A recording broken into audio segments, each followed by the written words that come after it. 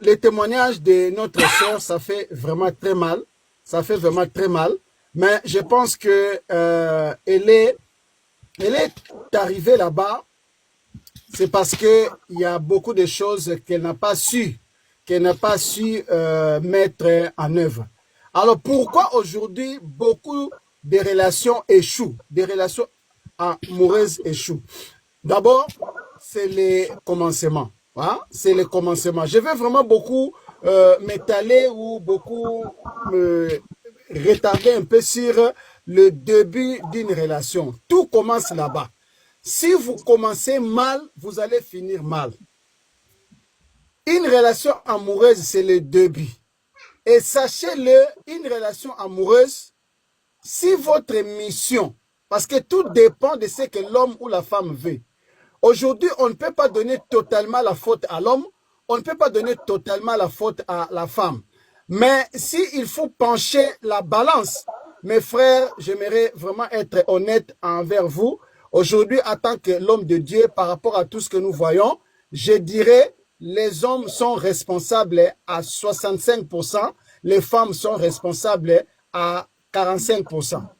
Pourquoi je dis cela? Parce que c'est l'homme qui vient vers la femme. Même la Bible dit l'homme quittera et s'attachera. C'est-à-dire la femme peut être là.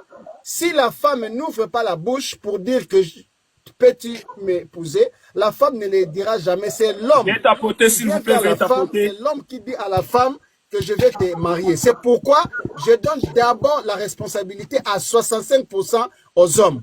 Aujourd'hui, pourquoi le mariage échoue? Parce que beaucoup des hommes aujourd'hui ne sont pas sérieux. Quand un homme n'est pas sérieux, parce que l'homme sait ce qu'il veut. Quand l'homme il sait que lui, tout ce qu'il veut, c'est une relation sexuelle en fait. C'est une relation sexuelle. Mais ce qui est là, l'homme ne dira jamais à la femme que je viens vers toi seulement pour le sexe. L'homme ne va pas le dire. Mais l'homme va tout le temps faire des beaux discours comme si on va vivre ensemble, on fera notre vie ensemble. Et la femme se laisse emballer. Tu vois? Donc, le problème, c'est que c'est les hommes. Je donne 65%. Je le répète chaque fois, nous sommes dans une église de plus de 700 personnes. Et c'est vrai, j'ai la majorité des fidèles dans notre église, c'est des femmes. Donc, c'est vrai que j'écoute plus les doléances des femmes que des hommes. Mais en analysant la situation, c'est les hommes premièrement qui sont, c'est des hommes premièrement qui sont des moins sérieux. Parce que si l'homme vient vers toi et que c'est un homme sérieux, premièrement, s'il est chrétien, parce que notre frère, il fait les lives vraiment qui réunit les chrétiens. Je bénis le Seigneur parce que toutes les personnes qui se connectent, je vois que nous tous, on parle un peu le même langage. Je bénis le Seigneur pour cela. Mais si on est vraiment chrétien, on doit être sérieux.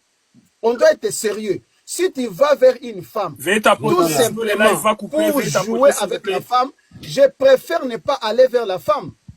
Parce que l'homme, quand il va aller vers la femme, c'est pour faire des beaux discours. Et la femme va se laisser emballer. Et voilà, notre sœur a dit, quand ils ont commencé à parler, c'est vrai, le frère avait des paroles pour convaincre la sœur. Mais en réalité, le frère n'était pas sérieux. La première des choses, je vais dire, pour être prudent dans une relation, ne commencez pas à donner votre corps. Si vous donnez votre corps, c'est foutu. Vous donnez votre corps, mon frère, vous avez déjà échoué dans votre choix. Merci. Vous avez échoué dans votre choix. Si vous commencez une relation amoureuse, sans engagement auprès des parents, sans engagement auprès de l'État, sans engagement auprès de l'Église, mais vous commencez déjà à consommer le mariage avant le mariage, vous avez déjà échoué. Les statistiques le disent. Les couples qui ont déjà commencé à consommer le mariage avant, au moins 70% échouent. Il n'y a que 30% qui finissent par remonter la pente. Donc, première des choses, pour réussir dans une relation amoureuse, il ne faut pas laisser votre corps. Mon frère Sangandou, deuxième des choses, prenez le temps. Je vous donnerai la parole après. Prenez le temps de connaître l'autre. Prenez le temps de connaître l'autre. Ne soyez pas pressés. Parce que nos sœurs, souvent, dès qu'elle a 30 ans, dès qu'elle a 40 ans, elle commence à se dire, moi mon âge, moi mon âge, moi mon âge. Et les premières venues, tu vas partir. Je préfère te marier tard, bien te marier, que de te marier tôt pour finir divorcer un jour. C'est ça.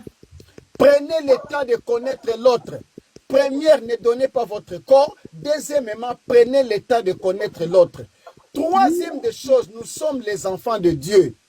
Apprenez à écouter le Saint-Esprit. Vous savez, si vous êtes enfant de Dieu et que vous priez pour le mariage, Dieu ne vous laissera jamais aller dans une relation où vous allez souffrir. Oui. Si ma soeur est consciente, je pense que ma soeur avait des indices qui montraient que cet homme n'était pas sérieux.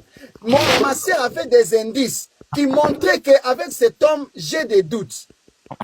Mais elle s'est fait avoir. Moi, je pense qu'aujourd'hui, je donne tort 67% aux frères. Le frère, 65%, ils ont leur part de responsabilité. Si le mariage aujourd'hui échoue, c'est premièrement parce que nos frères ne sont pas sérieux à 60%, il faut le dire. Et nos sœurs sont aussi moins sérieuses à 40%. Chez les sœurs, souvent, c'est quoi? Nos sœurs, premièrement, elles voient leur âge. Par rapport à leur âge, elles sont pressées pour aller dans le mariage. Deuxième des choses, nos sœurs veulent copier les autres. Il ne faut pas copier. Nous ne vivons pas pour les autres. Nous ne vivons pas pour les autres. Ce n'est pas parce que l'autre s'est marié. Moi, tu dois me marier. Non, si tu n'as pas trouvé l'homme idéal, reste.